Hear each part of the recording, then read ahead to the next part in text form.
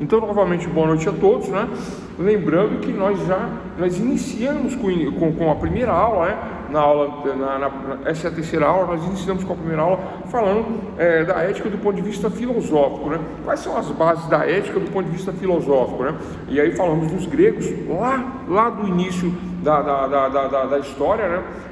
Onde eles trazem, né, o conceito da ética, e eles fazem uma reflexão sobre a moral. O que é moral? O que é imoral, né?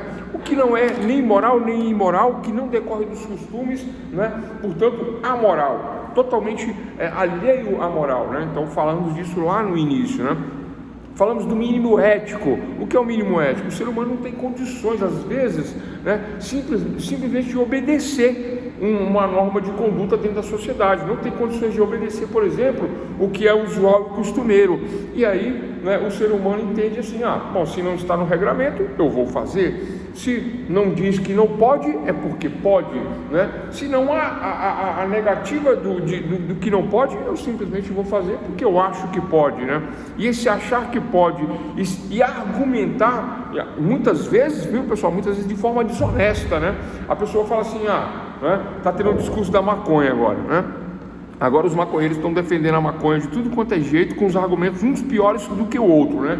Não, porque a verdinha é natural, porque ela é muito maravilhosa, porque ela é lá do Vale do São Francisco, ela não faz mal, né? O que faz mal é a K2, K4, K5, K9, a Spice, a Super Maconha e o Skunk. Essas fazem mal porque elas são sintéticas, mas a maconha natural não, ela é maravilhosa. Pessoal, não é maravilhosa, ela não é boa. Droga é droga, ela causa um dano no sistema neurológico, tal, desencadeando esquizofrenia, desencadeando psicose, trazendo transtornos, não é? Ainda que uma vez que você fume, ela pode te causar um transtorno se você já tiver, por exemplo, uma predisposição a isso, né? Não é? E aí o que acontece? Aí existe esse discurso desonesto desse pessoal, né? Falando, por exemplo, que K9 não é maconha. K9 é maconha, é vendido como maconha. Inclusive o pessoal que fuma maconha, eles chegam num ponto que eles querem algo mais. Aí eles saem da maconha comum e aí quer a K2, 4, 9, Spice. Essa 9 então, pelo amor de Deus, né? Que é chamada de droga zumbi. A pessoa sai do ar, né? E causa morte. Aí tem um outro discurso: maconha causa overdose. Pessoal, overdose é uma superdose, né, que intoxica. A K9 ela intoxica, a K4 intoxica, 2 intoxica. E a maconha pura intoxica? Não, mas você não acha nem para comprar mais, né? Professor, mas isso é um discurso ético? É um discurso moral? É um discurso imoral? Ou é um discurso amoral? Óbvio, pessoal, óbvio que se está positivado, está na lei, né? Primeiro que a questão é ilegal, né? O debate ele é bem-vindo porque a manifestação de pensamento, né, o debate de ideias é permitido, estar na Constituição. Então o debate é tranquilo, né? Debatermos sobre a ideia não é apologia ao uso de drogas. E ainda que você defenda o uso também, né, não vamos entender isso como apologia, já que é um debate de ideias, né? Mas os argumentos é que são falsos, né? Os argumentos é que são falaciosos, né? Falácia de falare, né? Que significa, né, o engano. Então os argumentos são enganosos, né? Como o ministro foi aí, pegou o microfone para fundamentar um voto dizendo que a droga no Brasil é a mais batizada do mundo, né? Dando a entender, né, numa questão hermenêutica, vamos dizer assim, né, interpretando a fala dele, dando a entender que não, se fosse pura, estava tudo bem. Se fosse pura, estava tudo tranquilo. Pessoal, a pura, a sintética, a misturada, a batizada, ela causa o mesmo dano. Qual é o dano? Famílias em desespero, filhos que se perdem, gente que vai parar na Cracolândia, que vai parar em outras situações, que é sequestrado, que alimenta o crime organizado, que compra a R15, que compra Kalashnikov, que compra granada, que compra .50, que fortalece o crime, e temos o que temos aí, certo? Tranquilo? Então esses são os argumentos de quem não quer a liberação, né? Lá no Canadá liberaram, aí vende maconha misturado no pirulito, no chocolate, na balinha, né? E essa maconha misturada no pirulito, no chocolate, na balinha, sabe o que acontece? A criança não sabe e ela pega o pirulito, o chocolate, a balinha escondido do pai, e aí ela tem uma intoxicação. Ela sofre uma superdose de intoxicação por maconha, só por maconha. Aí as intoxicações que eram em torno de 2 por mês, agora são 15 por mês, né? E tem criança tendo overdose, superdose de maconha lá no Canadá, né? Aí o pessoal fala que não causa overdose, né? Os defensores dizem isso aí, né? Tranquilo, pessoal. Isso é um discurso ético, moral e imoral. Qual é o discurso aí, né? Se nós cobrarmos isso numa avaliação, como seria esse discurso? Primeira questão, do ponto de vista de usos e costumes, não é usual e costumeiro, né? As pessoas fazem, mas fazem ali no seu particular, fazem aí no secreto, né? Fazem aí no seu íntimo. E o que mais se faz no íntimo, além de fumar maconha? Diversas outras situações que se tragam ao público é imoral. Eis a questão. Tranquilo? Paulo, Tiago, Moisés, Mário, Guilherme e Dieda, Beatriz, tranquilo esse discurso? Eu posso ter uma relação sexual no meio da rua? Sim ou não? Pessoal, vamos para o debate, senão a aula vai até meia-noite, né? Não, eu não posso. Vou dar outro exemplo, né? Vocês são adultos, nós vamos dar exemplos aqui, tá? Para poder ficar bem claro a situação, né? Eu não posso ter eu não devo ter uma relação sexual no meio da rua, explícita, né? Mas eu posso ter dentro da minha casa. É ilegal? Não. Dentro da minha casa é imoral? Não. Agora na rua é ilegal e imoral? Sim, é ilegal e imoral. Uma relação sexual na rua é ilegal e imoral. Vamos mudar o exemplo. A maconha. Se eu fumo maconha dentro de casa, ninguém sabe. É imoral? Ninguém sabe. Agora, essa é a pergunta que eu queria que vocês respondessem. Ninguém sabe. Bora, pessoal, arrisca aí. Dieda falou que não. Tá? Estamos fazendo uma reflexão ética sobre a moral de usar maconha escondido dentro de casa. Uma reflexão ética. Ninguém sabe, sozinho, eu e talvez alguém, ninguém sabe. E aí, pessoal? É imoral? Eu vou fazer uma reflexão aqui, tá, pessoal? Eu acho, só acho, tá? E sou contra, mas eu acho que não é imoral. Eu acho que não é imoral, porque a pessoa faz o que quiser da vida dela, dentro de 4 paredes, né? Mas eu acho que não é imoral, porque ninguém nem sabe. Porque a moral disso daí, né? A moral disso aí, ela é como o sexo, né? Se no particular não é imoral, é moral, é até moral e até legal. Se eu trago a público, é imoral, né? É imoral e é ilegal, né? Porque causa um constrangimento ali, né? Causa um constrangimento público, até uma contravenção, salvo engano, né? Se eu trago isso para público. Aí eu acho que eu acredito que o uso de entorpecentes está na mesma situação, né? De ilegalidade e imoralidade quando ele vem para a rua, embora seja ilegal, né? Porque até mesmo portar, ainda que para consumo próprio, é ilegal. Portar é ilegal, ainda que para consumo próprio. Então existe aí um mínimo ético. Qual é o mínimo ético aí que nós discutimos lá atrás? Pessoal, o mínimo ético, lembrando que o mínimo ético não é uma teoria inventada, né? É uma teoria bem antiga, tá? De Bentham, em inglês, né? E outros vieram em cima dessa teoria, fazendo o mesmo discurso.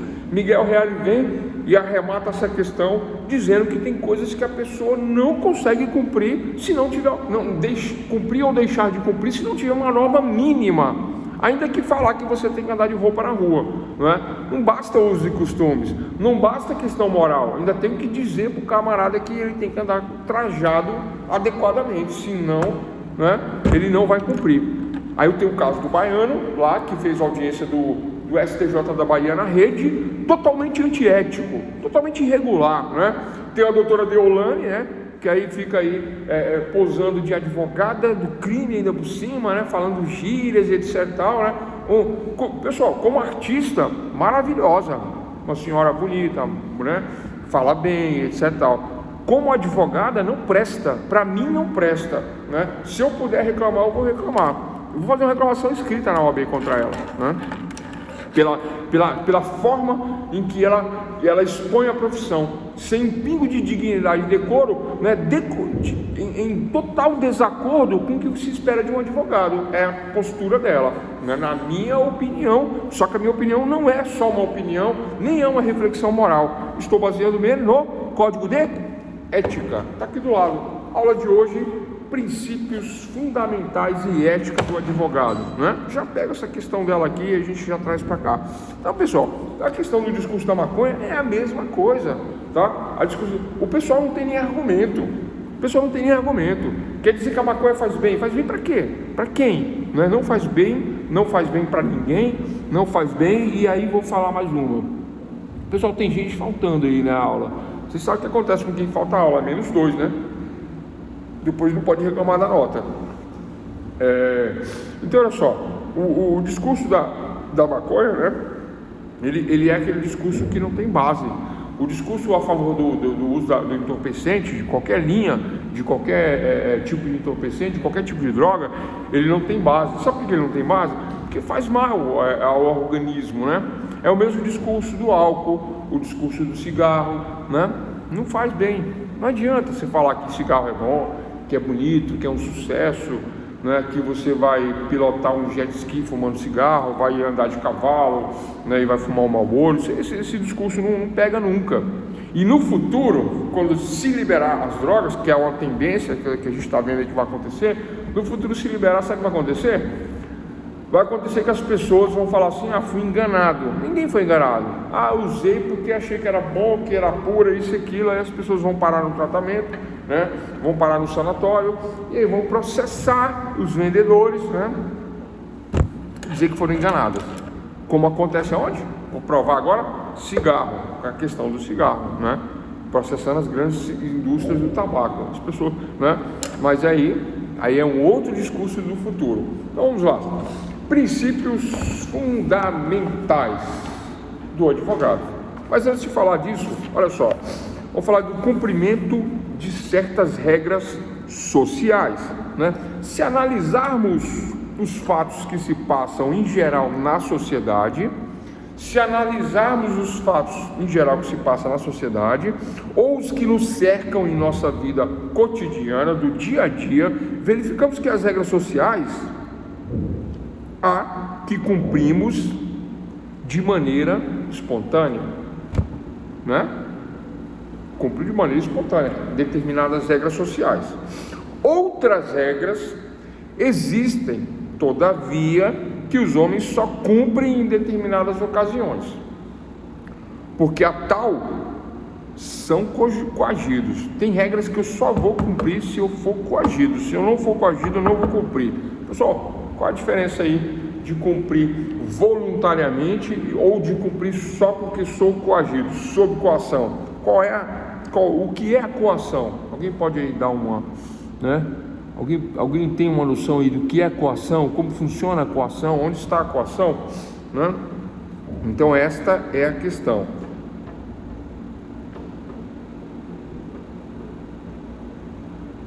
Há, pois, uma distinção a fazer-se quanto ao cumprimento espontâneo e o obrigatório ou forçado das regras sociais. Qual é a distinção, né? Qual é a distinção de fazer algo espontâneo ou algo forçado? Qual é a distinção aí, né?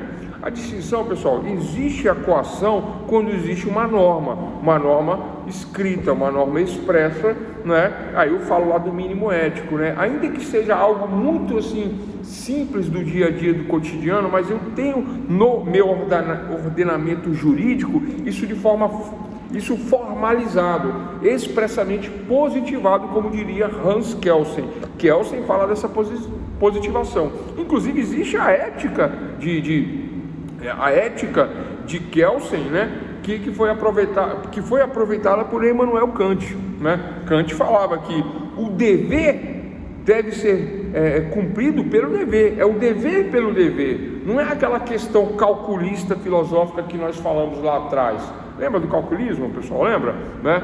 Matar alguém é crime, não é? Mas se ele é um terrorista, eu vou matá-lo para salvar outras vidas. Tem 200 pessoas mais o terrorista, então eu mato o terrorista. No cálculo eu matei um e salvei 200. Qual qual é a questão aí? É uma questão de cálculo, uma questão de raciocínio calculista, como diria, né, os antigos que traziam essa questão do desenvolvimento do raciocínio ético, né? Mas aí Kant vem e fala, não, peraí, né, isso aí é matar. Se você mata uma vez, aí deu tudo certo, te chamam para matar de novo, te chamam para matar de novo, aí você está sempre matando terroristas, mas são só terroristas, você não está cometendo crimes, mas aí você se torna um assassino, porque matar é matar, não é? Aí Kant vem e fala, o dever é o dever pelo dever, o cumprir o dever pelo cumprir o dever, porque senão eu me torno um assassino, e não interessa o cálculo ou qual é a situação, interessa que eu estou praticando algo errado, algo ilícito, algo que não condiz com o ordenamento jurídico que diz que eu não devo matar. Ok? Tranquilo essa questão? Né? Então temos aí um raciocínio ético de Kant, Immanuel Kant, né? Ética de Immanuel Kant. Formalismo excessivo que pretende rigorosamente que se cumpra o dever pelo dever. É por isso que as pessoas erram na prova. Se nós perguntarmos qual é o raciocínio ético de Immanuel Kant, aí vem lá, letra A, o dever pelo dever. Letra B, né, o dever podendo ser o dever. Letra C, o dever de se cumprir um ordenamento ético, porém analisando e fazendo uma reflexão moral. Aí percebe aí que começa a ficar difícil, né?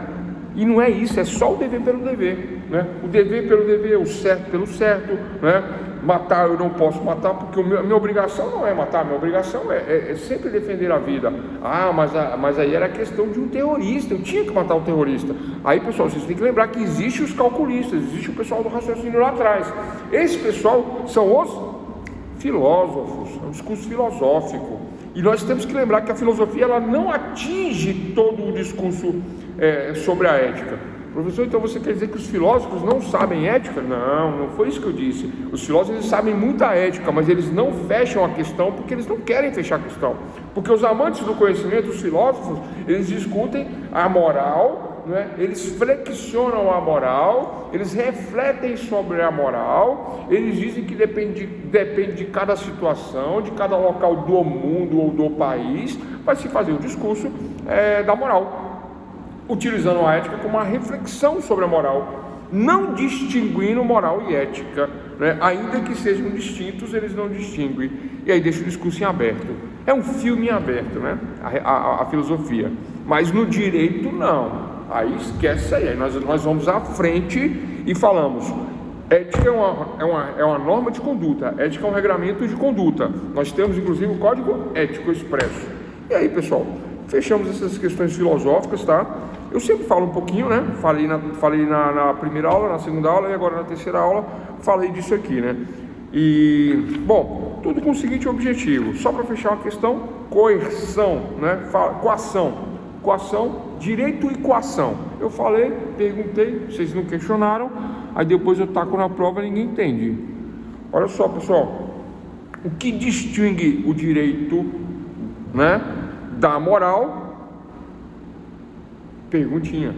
O que distingue o direito da moral? De tudo que nós falamos até agora, o que distingue o direito da moral? Quem arrisca aí? Como diz o Silvio Santos, né? Uma palavra.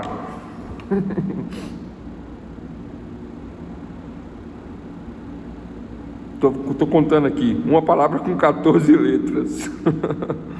Ai. Nós é brega, mas nós é joia, né? Uma palavra com 14 letras, ou uma palavra com 6 letras também, né? Responde essa pergunta. O que distingue o direito da moral? Essa é a perguntinha. Eu estou na dúvida se eu vou fazer uma prova objetiva ou subjetiva. Eu estou achando que eu vou fazer subjetiva, porque na objetiva fica difícil, porque confunde, né? Confunde, vocês se confundem. Um é baseado no costume, o outro é positivado. Perfeito, mas era uma palavra, né? É isso, mas é uma palavra. Tudo bem, então vamos lá, né? Vamos responder aí. Obrigado aí, Moisés. Então, realmente, o que distingue o direito da moral é que a moral, ela realmente, né? Ela vem lá dos usos e costumes. Olha só, usos e costumes, moral, e direito, né? Nós falamos isso várias vezes, usos e costumes, moral e direito, usos e costumes, moral e ética. Ética é direito, ética é norma de conduta. Então, beleza. Então, o que distingue o direito e a moral, portanto, é a coercibilidade que o direito traz, ou coação. Coercibilidade, 14 letras, coação de 6 letras, né? Então, a coação ou coercibilidade que tem no direito, não tem na moral e não tem nos costumes, né? É usual e costumeiro, né? Ter determinada prática íntima dentro da minha casa, etc. Na rua não, né? É usual e costumeiro, né? Lembra? Não cobiçarás a mulher do próximo, não matarás, não roubarás. Então é usual e costumeiro que eu não faça isso. Se eu fizer isso, eu vou estar infringindo a moral. Mas não há um ordenamento ético regrado, né? Costume, moral e ética. Ética é direito, né? É norma de conduta aqui, para o direito é norma de conduta. Então, se eu vier a infringir esta ética, essa moral, esse direito, né? O que acontece agora?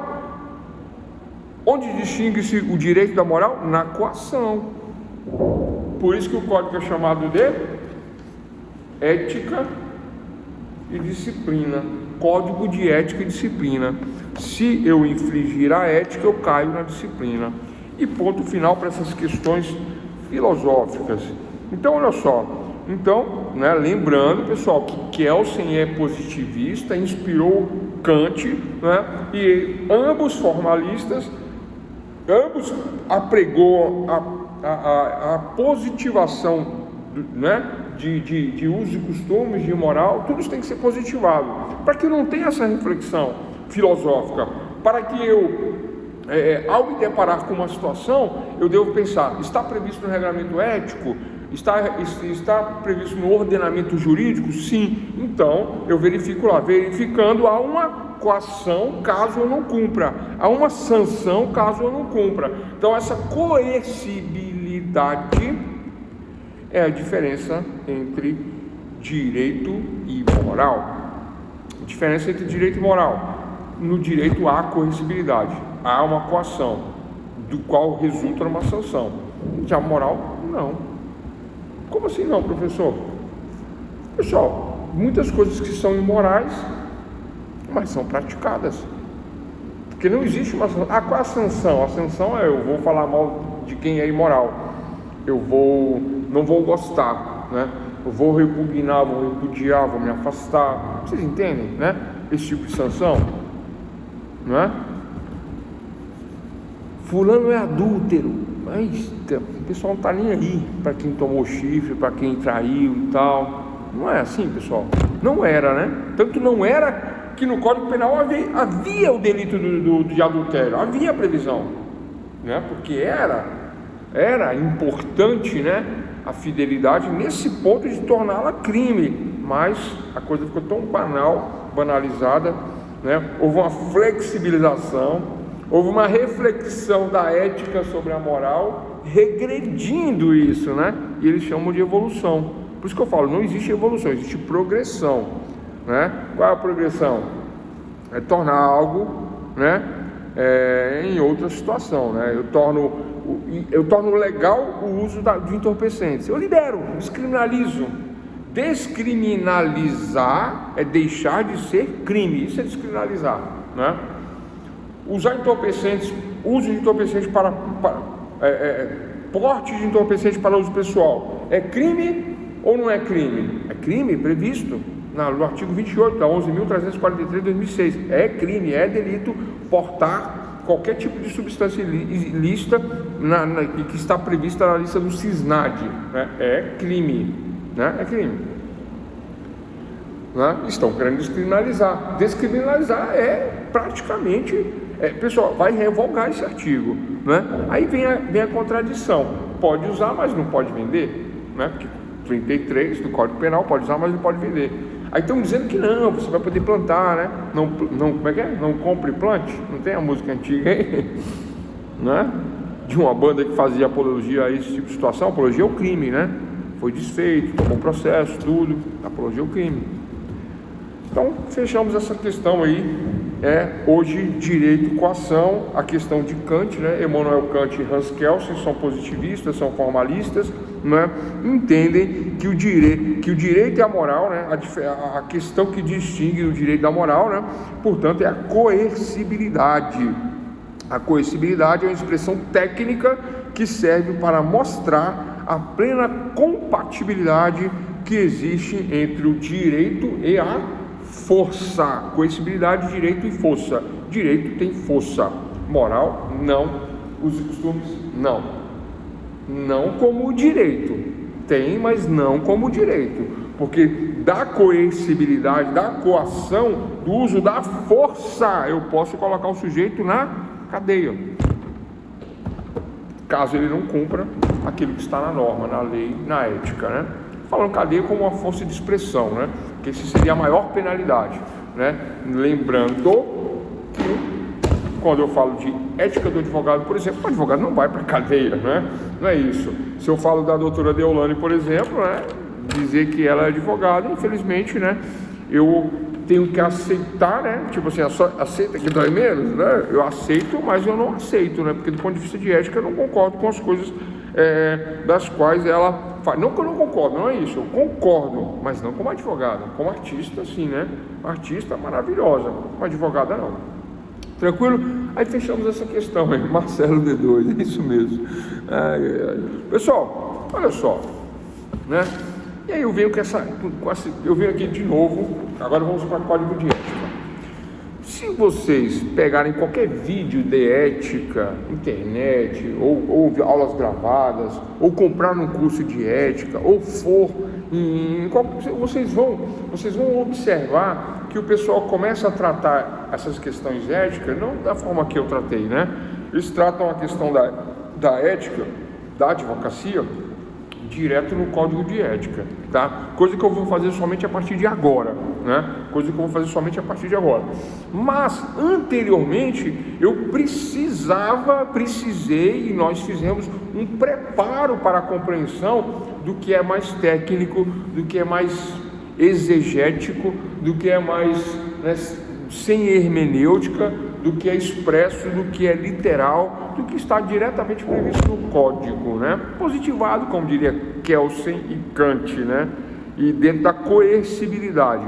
Então, se eu tenho um código de ética e disciplina, código é o quê? Um sistema de normas.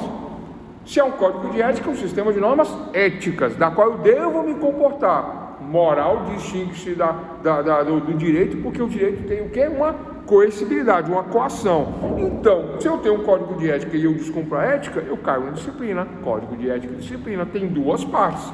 Artigo 1º do Código de Ética, a ética do advogado. Qual é o artigo 1º? O exercício da advocacia exige conduta compatível, que é o que nós falamos, conduta compatível. Né? Parece uma crítica à pessoa, mas não é uma crítica à pessoa, é uma crítica, né, do caminho que ela tomou dentro da profissão, né, que já não condiz mais, já não tem uma conduta compatível com os preceitos desse código. Só isso. Não é uma crítica à pessoa, não é uma crítica à artista, né, mas quanto à advocacia, a conduta, né, não é compatível mais com os preceitos desse código. A não ser que ela mude, né, que ela venha regredir e tal, duvido que vai fazer isso, né? Até mesmo porque ela está muito melhor do que como advogada, né? Então, essa é a questão. Tranquilo? Então, olha só. Então, o advogado é indispensável à administração da justiça. Esse termo advogado é indispensável à administração da justiça. Ele não é, né, uma reflexão sobre moral, sobre costumes, que virou moral, que virou direito. Não, ele até é, mas antes disso, ele já vem direto embasado no artigo da Constituição. Constituição Federal da República, Constituição Federal da Res Publicum, República, Res Publicum, coisa pública. O que constitui a coisa pública? Constitui o Estado, né? O Estado de Direito é um Estado democrático de direito. O Estado que nós vivemos, local, povo, nação, sentimento, regras, né? E isso é constitucional. Oriunda-se da Constituição né, que o advogado é indispensável à administração da justiça. Então, a importância da advocacia, né, de acordo com o artigo 133 da Constituição Federal, já está aqui, no artigo 2º do Código de Ética, dos princípios fundamentais, tema da aula de hoje, princípios e fundamentais. Quais são os princípios? Né? Primeira coisa, logo no início, o primeiro princípio é de que a conduta deve ser compatível com os preceitos deste código, que é uma norma, que é uma lei. E a pergunta do final da aula passada: existe ética na profissão? A resposta é sim. Existe um código de ética? Sim. Ética é só uma reflexão sobre a moral? Não. Ética é além disso. A ética é uma norma de conduta. Fechou tudo que nós falamos até agora, né? Em 4 horas de aula, tudo que nós 5, né? Mais uma, 4h30, né? Fechamos. Ética é regra de conduta, né? Direito e moral, a diferença é a coercibilidade, coerção, coação, sanção. Tudo isso está no direito, que é a ética, que não é a moral, que não é os costumes. Olha só, falando de trás para frente.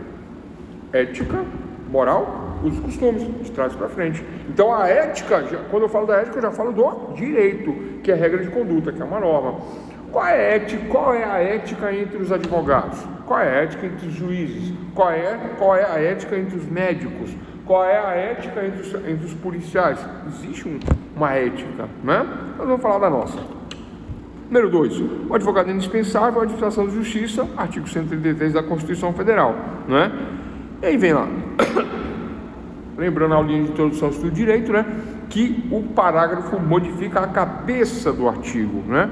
E aí eu venho no parágrafo 2º, são deveres do advogado. Por que eu não vou ler o resto, pessoal? Porque eu já falei nas aulas anteriores sobre essa questão, né, da administração da justiça, da elevada função pública que o advogado exerce. Professor, o que é elevada função pública? Eu falei até da abordagem policial, né? Muitas vezes o policial aborda o advogado e sai uma briga. Isso é comum, eu não sei porquê. Eu vou explicar por que é comum, né? Porque o advogado, ele exerce função pública, né? Então eu estou diante de uma autoridade policial, né? Autoridade policial. E o advogado também exerce uma função pública semelhante ao policial. Claro que não são coisas diferentes, óbvio, né? Autoridade pública, policial, cumprindo deveres ali de vigilância, de contenção, de coação, né? Até de uso da força, se for o caso, né? Coercibilidade, coação, direito, né? Mas o advogado, ele vem alegando direitos, né? Argumentando direitos e exercendo sua função pública, do munus público, já que ele está em exercício, já que ele está trabalhando. É onde que está o conflito. Quando fala assim, cadê o mandado, cadê a ordem, né? Está errado. Não está errado fazer isso, né? Mas é a maneira com que se coloca, com que se fala, com a maneira de interpretar, né? De quem fala soa de forma arrogante e prepotente, e de quem ouve, né, a mesma situação, e aí surge o conflito, né? O advogado tem direito de exigir, de reclamar? Tem, né? Mas aí surge o conflito por conta dessa questão do munus público, da função pública, dos poderes que são inerentes ao advogado. E aí surge o conflito, né? Mas tem que saber conversar, né? Eu normalmente me dirijo à autoridade como autoridade, que é o correto, né? Pergunto até da patente, né? Eu trato cada um dentro do seu nível hierárquico e não interpelo dessa maneira, cadê o mandado, isso, aquilo. A gente vai conversando, né? Sobre a fundada suspeita, né? Tá lá, Código de Processo Penal, né? Começa por aí, fundada suspeita, o que está acontecendo, o que está ocorrendo, né? Como que a gente pode estar colaborando, né?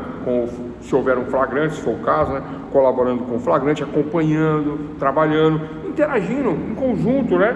Observando, fiscalizando, né? A autoridade não vai se opor a isso, não vai. Pelo menos em São Paulo não acontecia isso, não tinha oposição nenhuma, né? Muito pelo contrário, né? Os líderes das equipes de polícia falaram, vamos acompanhar aqui, vem acompanhar junto comigo aqui que tá tudo certo. Se pegar é, se não pegar não é, não é? Se tiver o flagrante, fechou. Se não tiver o flagrante, vida que segue para todo mundo. E era perfeita essa sincronia, né? Dentro dessa questão dos princípios fundamentais. Aí havia o respeito pelo profissional que trabalhava, que é indispensável à administração da justiça. Não estamos falando de justiça? Flagrante tem a ver, né? E aí e a questão do conflito. São deveres do advogado: número 1, preservar em sua conduta a honra. O advogado tem que ser honrado, tem que ter honra. A nobreza, a dignidade da profissão, zelando pelo caráter de essencialidade e indispensabilidade da advocacia. Pessoal, o que nós falamos agora, né, eu antecipei. Então, honra, nobreza, dignidade da profissão, né, exige, né, certos requisitos, certos preceitos, né? E acontece muitas vezes, né, de que o advogado ele desonra a profissão, a nobreza e a dignidade, né? Então mas olha, observem só, né? Observem bem, né? No exercício da profissão, ao se identificar como advogado, ao trabalhar como advogado, e aí eu cometo equívocos que ferem os princípios fundamentais da profissão. Tema da aula de hoje: princípios fundamentais. Então eu vou ferir um desses princípios que são baseados, né, no artigo 1º, é conduta compatível com a profissão. Mas aí eu tenho que chamar Hermes para interpretar isso. Lembram de Hermes? Filho de Zeus, que é Júpiter, que Júpiter, né, ou Zeus, engravidou uma mortal e teve um filho híbrido chamado Hermes, do qual dele se oriunda o nome hermenêutica, porque Hermes era um híbrido que interpretava a linguagem dos deuses e a linguagem dos homens. Aí Deus chamava ele Zeus, Júpiter, né? Pessoal, estou falando de filosofia grega, tá? Não tem nada a ver com religião, não. Então Zeus, Júpiter chamava Hermes e falava assim: ó, vai lá, dá um recado para esse pessoal aí que está muito, né? Tá muito assim, muito assado, vai dar um recado aí. Mas ele fala hoje, na linguagem dele, fala para Hermes. Como Hermes era híbrido, Hermes vai lá e dá o recado na linguagem dos homens, né? Então, olha só. Então, no artigo 1º aqui dos princípios fundamentais, eu tenho essa questão: o que é uma conduta incompatível? Né? Eu tenho que chamar Hermes para interpretar, fazer uma hermenêutica. Mas, já no parágrafo único, inciso 1º, eu tenho aqui que são deveres. Pessoal, dever não é facultativo. Dever é dever, é obrigação. O que é obrigação? Se cair na provinha da OAB, qual é a obrigação do advogado em relação à sua conduta? Essa é a pergunta. Aí vai cair lá, letra A: ter honra, nobreza e dignidade pela profissão. Letra B: ter nobreza, pertencer à realeza, ser digno e ser honrado. Percebe, né? Nobreza não é pertencer à realeza, né? A questão de ser nobre, né? Ser honrado, ser digno em relação à profissão, é zelar, né? Zelar pela conduta, zelar pelo caráter. A essencialidade e a indispensabilidade da advocacia é trabalhar da maneira a qual nós acabamos de falar, né? Trabalhar respeitando aí os princípios éticos, os princípios morais, os princípios de usos e costumes dentro da sociedade. Então, tradicionalmente, a profissão, né, requer isso, né? E eu comentei na aula passada, né, que na minha época, 20 anos atrás, né, para se inscrever nos quadros da OAB, exigia-se, eu acho que ainda exige ainda, né? Exigia-se a certidão de antecedentes criminais, federal, estadual, né? Da onde eu morei, da onde o senhor mora atualmente, onde eu morei lá para trás, né? Exigia-se essas certidões. Nada constando no meu nome, né? Sistema de proteção de crédito, sabe aquela historinha? Aquele clubinho lá, SPC? Quem pertence a ele não vira advogado.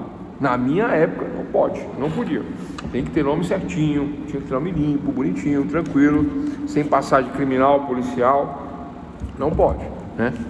Boa noite, perdão o atraso do senhor. Tranquilo, Gabriel, só que já estamos com mais de 1 hora de aula, viu?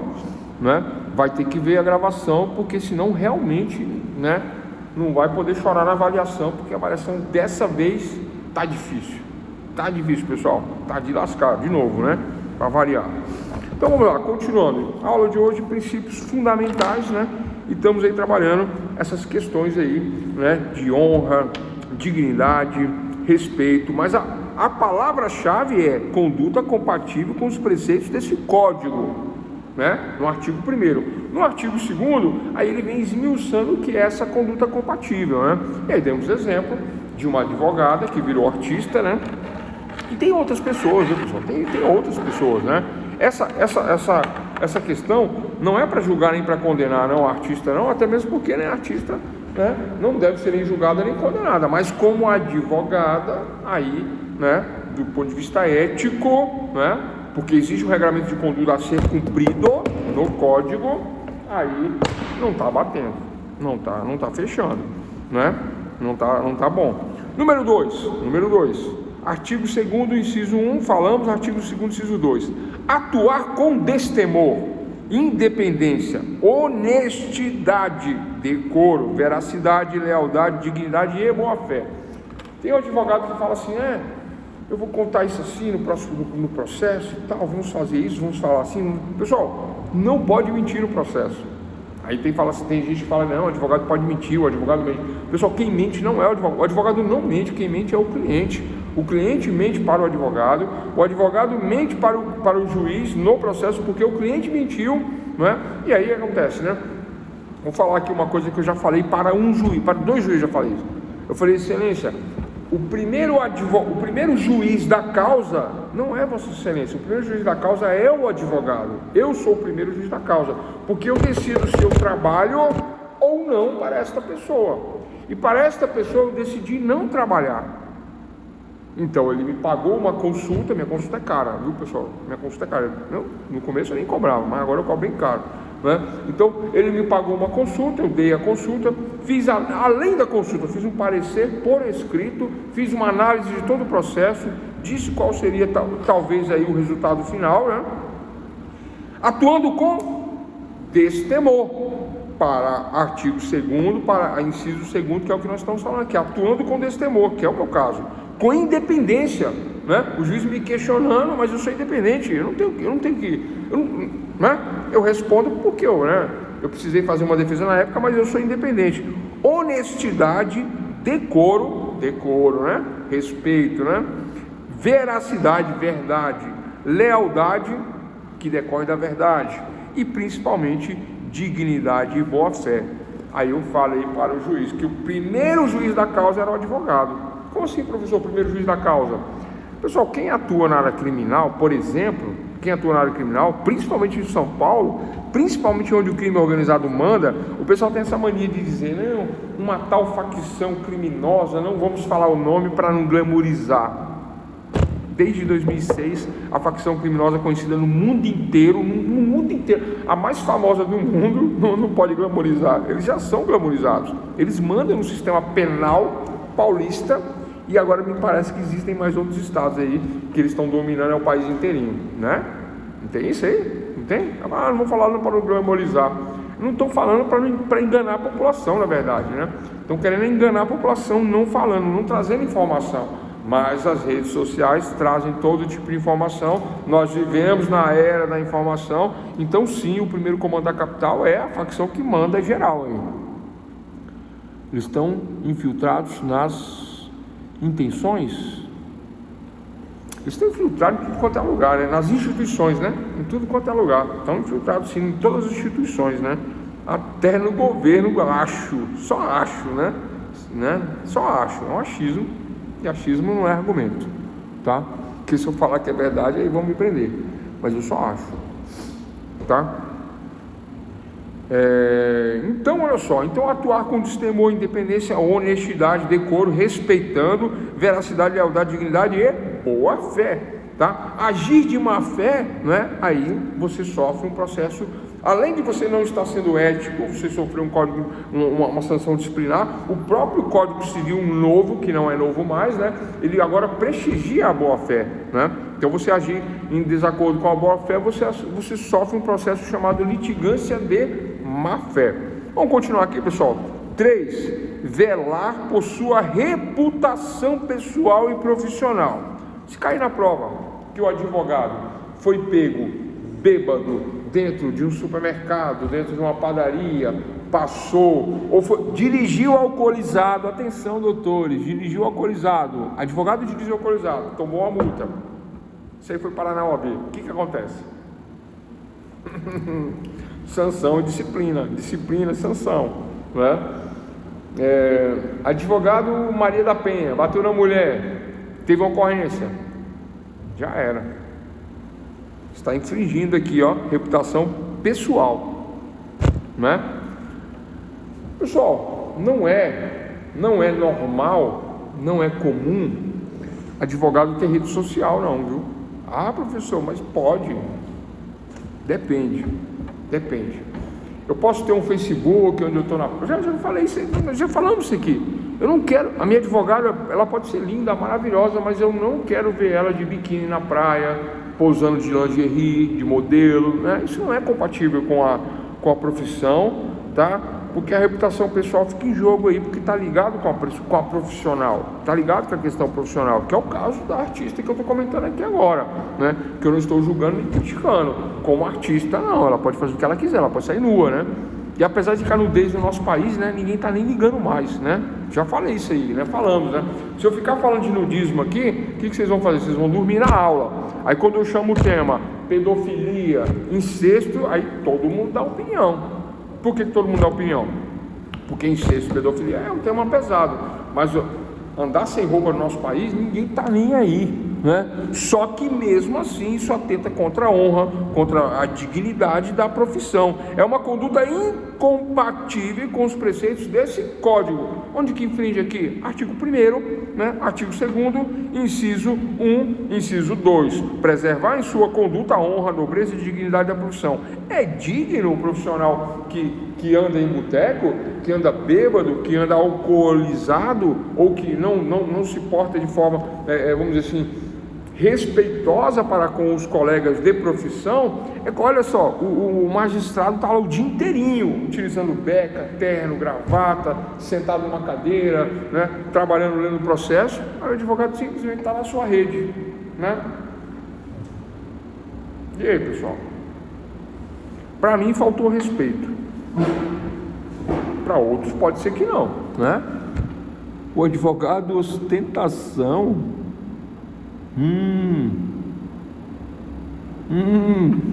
Boa. Olha isso, eu vou pesquisar isso, né? Eu não estava sabendo, não. Obrigado, viu, Paulo Henrique. O advogado ostentação de Sinop do Mato Grosso, eu sei quem que é, mas eu vou dar uma olhada, teve sua vez suspensa justamente por causa de suas publicações nas redes sociais. Eu já tive rede social, não tenho mais, tá? Não tenho Facebook, não tenho Instagram, né? Tenho só agora o X, né? Que o antigo Twitter, que agora virou X, né? X, né? Tenho. Mas também vou sair disso aí, porque também é outra coisa que não presta, não. Eu tenho mais de 12 mil seguidores no meu Twitter, mas eu vou sair. Vou sair por causa disso aqui. Vou sair por causa disso aqui, ó. Porque não é ético, né? Ficar ali se expondo, ficar ali debatendo, né? Aí você debate, inclusive, com pessoas que não têm nem argumentos, né? Muitas vezes, né? Aí gera um atrito, gera uma discussão inútil, não ganha nada, não tem monetização, né? O meu canal do YouTube, ele é um canal sem monetização, sem renda, sem nada, um canal acadêmico, tá? Só serve para expor, né, conteúdo acadêmico, baseado. E todo o conteúdo acadêmico, pessoal, ele não é um conteúdo lançado, não é um conteúdo político, não é um conteúdo ideológico, não é um conteúdo, né, como disseram outro dia, não, mas é que porque o verbo se relaciona bem, o pessoal gosta disso, daquilo. Não, pessoal, não é nada aqui inventado, né? Todas as minhas aulas, elas são preparadas, tá? Então, tem um fundo aqui de Immanuel Kant, de Hans Kelsen, de Bentham, né? de Miguel Reale, tudo bem estudado, tudo bem planejado, tudo bem calculado, né? Eu dou aula há 10 anos, né? Na faculdade de Direito, e essa matéria de ética, né? A gente tem que vir aqui, ó, na norma, né? E sair trabalhando essas ideias. Apliquei um conteúdo filosófico no início, né? Aí vem filosofia, vem usos e costumes, que é fonte do direito, né? Aí a questão moral, né, da filosofia, e agora a questão ética. Dentro da ética, que o doutor acabou de falar aqui, do advogado ostentação de Sinop, né? Nem sabia disso, eu vou trazer essa questão aí, né? Olha só, por quê? Por causa dessa infraçãozinha aqui, ó, conduta compatível com os preceitos desse código. E não é compatível com os preceitos desse código o advogado ter Facebook ou Instagram e ficar ostentando festa de funk, né? Não tenho nada contra o funk, né? Vamos mudar a festa? Fez uma festa sertaneja, né? Tem um glamour no sertanejo, apesar de que, né, aí tem aquele problema do sertanejo é que é muito associado com álcool, né? Onde tem sertanejo tem pinga, tem álcool, tem isso, tem aquilo, né? Questão do, né, de traição também, tem muita essa associação, né?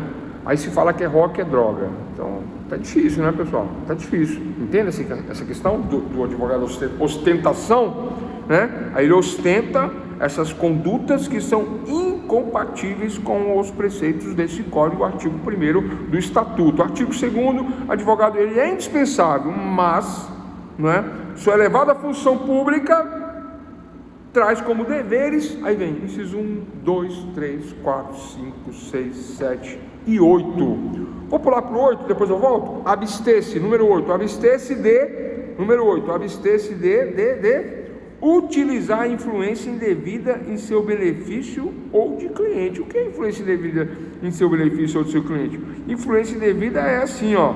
Eu sou amigo do juiz, amigo do promotor. Promotor e juiz são amigos. Tem um caso, não tem? Famoso? Como é que é o nome do caso aí, pessoal? Que estragou tudo. O cara estragou a maior operação policial do Brasil, que condenou mais de 167 políticos, incluindo o ex-presidente da República. Tá aqui, ó. Abster-se de utilizar de influência indevida em seu benefício ou de cliente. Qual que é a influência indevida? Né? O Moro ligava pro Leonel e falava, ó, faz assim, faz assado, traz aqui que eu assino. E vice-versa, né? Que gerou uma parcialidade da justiça, que não pode, né? Não é o caso aqui, mas é semelhante do que eu estou falando. Por analogia, eu estou tratando da mesma maneira, né? Aí gerou todo esse problema. Eu tive uma audiência lá em São Carlos, vocês já sabem, né? Tive uma audiência lá em São Carlos, acho que até já contei essa história, né? E eu estava na audiência, né? E conversando, e conversa daqui, conversa dali, defendendo a minha cliente, né? Quando acabou a audiência, o juiz falou assim, bom, traga os autos conclusos, né? Os doutores advogados se manifestam por escrito em 5 dias e eu vou analisar depois para a sentença, ok? O juiz falou isso. Quando eu saí, eu achei estranho que o advogado do outro lado não levantou da mesa. Eu levantei com a minha cliente e saí, né? Levantei e saí. Quando chegou na porta, minha cliente continuou andando e eu parei. Fiquei lá na porta assim, falei, ué, mas o que aconteceu? O advogado ficou lá dentro, vai ter outra audiência e tudo, né? Aí eu falei, eu vou voltar. E eu voltei. Quando eu voltei, o advogado perguntou assim, excelência, e aí, como é que vai lá? Nunca mais vi o senhor na academia do prédio, na sauna, na academia. Eu falei, como é que é? Aí eu olhei aquele assim e fiquei assim. Eu fiquei atônito. Eu falei, ué, peraí, tem um advogado e o juiz, né? Frequenta a mesma sauna, a mesma academia. Vocês entendem isso, pessoal? O grau de intimidade entre juiz e advogado. Vamos lá agora para cá. Eu não estou julgando o juiz, vou julgar o advogado. Aqui, princípios fundamentais, né?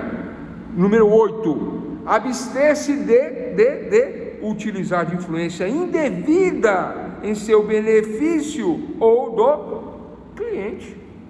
Se enquadrou aqui. Quando eu vi aquela cena, né? Aí eu só olhei, só que aí eu fiquei tão indignado que sabe quando você olha e fica balançando a cabeça assim, né? Tipo assim, pô, o que está acontecendo? Né? Aí o juiz olhou, tomou um susto, o advogado ficou quieto, parou de falar, e eu fiquei ali. E ninguém falou nada, aí todo mundo ficou mudo, e eu fiquei ali, eu não saí, né? Aí o juiz falou assim, mais alguma coisa? Está tudo certo? O senhor precisa de alguma coisa? Aí eu fiquei olhando para ele assim. Aí eu virei e saí, né? Não respondi, né? Como quem diz assim, pô, sacanagem isso aí, tudo, só vou xingar, né? Falei, bom, o que é isso, né?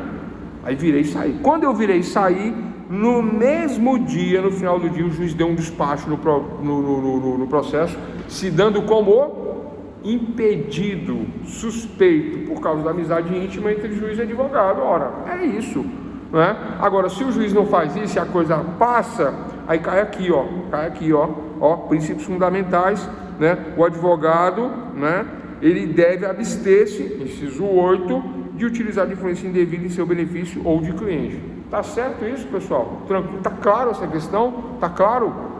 Está claro, né? Eu tive um outro advogado que trabalhava dentro do INCRA, lá também na região de São Paulo, né? Então, quando ele ia para a justiça, ele invocava questões do INCRA, amizade com pessoas dentro do INCRA, até um dia que caiu comigo. O dia que caiu comigo, eu falei: você não vai atuar. Não, que eu vou sim, eu vou. Aí eu falei para ele: ó, lê o artigo 2, inciso 8, né, e abstenha-se de utilizar de influência indevida, porque senão tu vai parar na OAB lá e vai responder um código vai responder uma disciplina lá. Aí ele teve que sair. Tranquilo, pessoal? Tranquilo. Pessoal, alguma dúvida?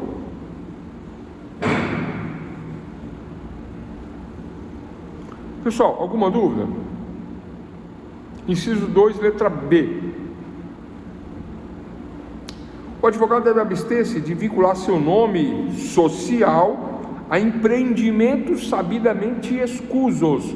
O que é empreendimento escuso, pessoal?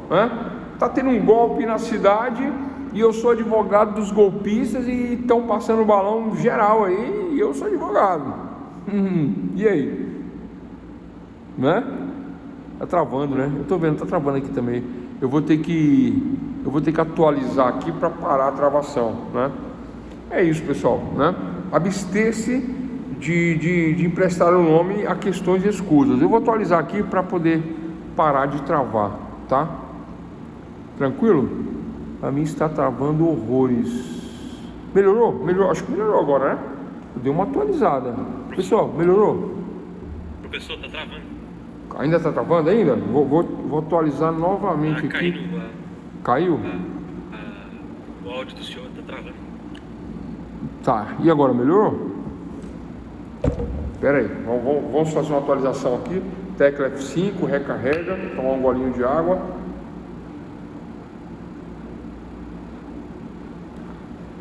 Então é isso, pessoal. Então é isso, doutor. Dentro da ética da advocacia, ética da profissão, né, nós começamos com a filosofia lá atrás, né, de gregos, né, filósofos, né, da Grécia antiga, Platão, Sócrates, Aristóteles, não necessariamente nessa ordem. Falamos do mínimo ético, falamos do que é moral, falamos do que é imoral, né?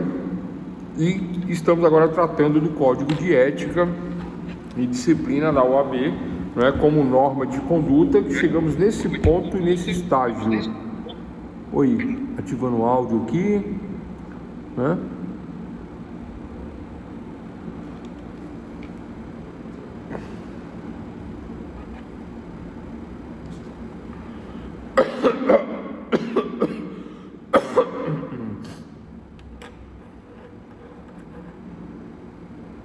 Pronto, acho que voltou, né? Como é que tá o áudio aí, pessoal? Eu dei uma atualizada aqui, acredito que o áudio esteja bom, né? Agora o vídeo nós vamos ligar ele devagarinho aqui, tá? Para que ele volte e nós possamos continuar e finalizar a nossa matéria nessa terceira aula de ética e disciplina, né? Vindo lá da filosofia, chegando até onde nós chegamos. Olha só, enquanto a tela não volta, né, e o áudio, né, nós vamos testando o áudio aí. Olha só, pessoal, então nós falamos que nós falamos no artigo 1º, né, do Código de Ética, dentro dos princípios fundamentais, né, o bojo do artigo 1º é que a conduta deve ser compatível com a advocacia, né, com os preceitos desse código. A conduta do advogado compatível com os preceitos desse código. Número 2, qual é a conduta? Conduta honrada, nobre, digna da profissão, que é de elevada função pública. Isso está no inciso 1º, né? Inciso 2º, né? Inciso 2º, honestidade, decoro, veracidade, lealdade. Inciso 3º, velar pela sua reputação pessoal e profissional. É aquilo que nós falamos, né? Tem certos lugares que eu não devo frequentar, tem certas coisas que eu não devo fazer, tem certos amigos que eu não devo ter, né? Rede social, o pessoal nem pensar, né? Juiz, advogado, promotor não deve ter rede social. Ah, professor, mas a gente vê que tem advogados que tem, né? Mas aí tem, mas sabe trabalhar a rede social, né? Tem que saber trabalhar a rede social. Se eu tenho uma rede social profissional, é uma rede social profissional que divulga o meu trabalho, divulgo de forma acadêmica, divulgo de acordo com os preceitos desse código, né? Considerando a elevada função pública que eu exerço, né? Considerando a honra, a dignidade da profissão, considerando a independência, honestidade, decoro, veracidade, lealdade, dignidade e boa-fé. Se eu estou agindo assim, aí eu tenho minha rede social, né? Mas descendo até o chão, na boquinha da garrafa, advogado ostentação, isso aí não pode, pessoal. Não, o Código de Ética não aceita, não admite. Não sei se a doutora lá tomou uma disciplina pelo código, né? Mas esse aí, ostentação aí, pelo jeito, né, já se deu mal porque agiu de forma antiético, anticódigo de ética e do advogado, né? Agiu dessa maneira. O advogado de Sinop, né? Não sabia que isso tinha acontecido, não. Ouvia muito falar dessas historinhas desse advogado aí, e aí já vi que deu o que tinha que dar mesmo, né? Deu problema. Tranquilo, né? Olha só. Então, continuando aqui, né? Eu tô achando que tá contando a aula aqui. Se estiver contando muito, a gente vai ter que parar, né? Mas continuando aqui, olha só, né? Então, temos também aí a questão, né? Essa questão de velar pela reputação pessoal e profissional, né? E aí pulei para o inciso 8, abster de uso indevido, né? Abster-se de uso indevido, de influência indevida em benefício, né, de si próprio e do cliente, né? Vincular seu nome social a empreendimentos sabidamente escusos, né? Falamos isso agora quando o vídeo travou. Olha só, pessoal, eu vincular o meu nome a empreendimento escuso, né? O empreendimento, né? Eu vincular, por exemplo, meu nome ao crime organizado, né? Olha que interessante, né? Sou advogado do PCC, do primeiro comando da capital. Pode isso, pessoal? Não. Eu posso até ser enquadrado num crime. E qual é o crime? 288 do Código de Processo Penal. Qual é o crime? Código Penal, aliás. Qual é o crime do Código Penal? Associação criminosa, como advogado. E ninguém admite isso. Como é que está o áudio, pessoal? Tranquilo? Né? Então eu não posso, não devo, né, me ligar a esta questão, sob pena de infringir o Código de Ética. Acho que isso é um sinal de sextou, porque está dando problema aqui, né, no áudio. Pelo jeito, pessoal. Bom, pessoal, vou continuar falando aqui do vídeo aqui, vou fechar o vídeo, tá? Por aqui, pela gravação. Depois a gente conversa no telepresencial que deu problema aqui para a turma de Direito, né? Na qual eu leciono aqui na faculdade. Primeiro eu quero agradecer a todos os alunos aí que tiveram paciência, que ouviram todas essas 3 aulas aí, né? E finalizando essa terceira aula com princípios fundamentais sobre a ética do advogado. Porque a coisa não está andando aqui não, do ponto de vista tecnológico. Está dando uma reverberação aqui, né? Estou falando, reverberando, inclusive, né? Tranquilo? Aí eu acho que a gente vai ter que parar por aqui mesmo. Vamos ver se volta, né?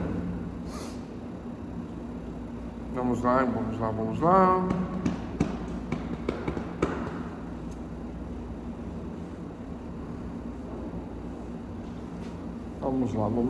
lá. Bom, acho que não vai não.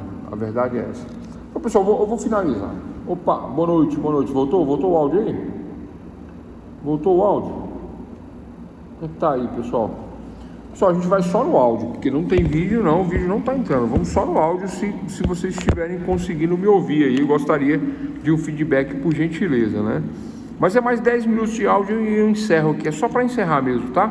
Por favor aí. Quem puder dar um retorno para mim, um feedback aí, os alunos que estiverem assistindo essa aula, né? Porque o áudio não está travando ainda o áudio. Ainda está travando. O vídeo não vai abrir mesmo, né? Mas o áudio eu achei que daria para ouvir. Meu tinha caído, saí, consegui entrar de novo, está travando. Tá, pessoal, vamos finalizar então. Pessoal, finalizando esta aula de hoje, essa terceira aula de ética, né? Olha só, nós iniciamos lá atrás com os costumes, passamos pela moral e chegamos na ética. A ética é o direito, né? E falei da diferença entre direito e moral, né? A diferença entre direito e moral é a coercibilidade, é a coerção. É o resumo da aula de hoje. Aí chegamos na ética, que é a norma escrita, num código, um sistema de normas, né? E essa norma é a qual eu me refiro à ética. A ética é norma de conduta.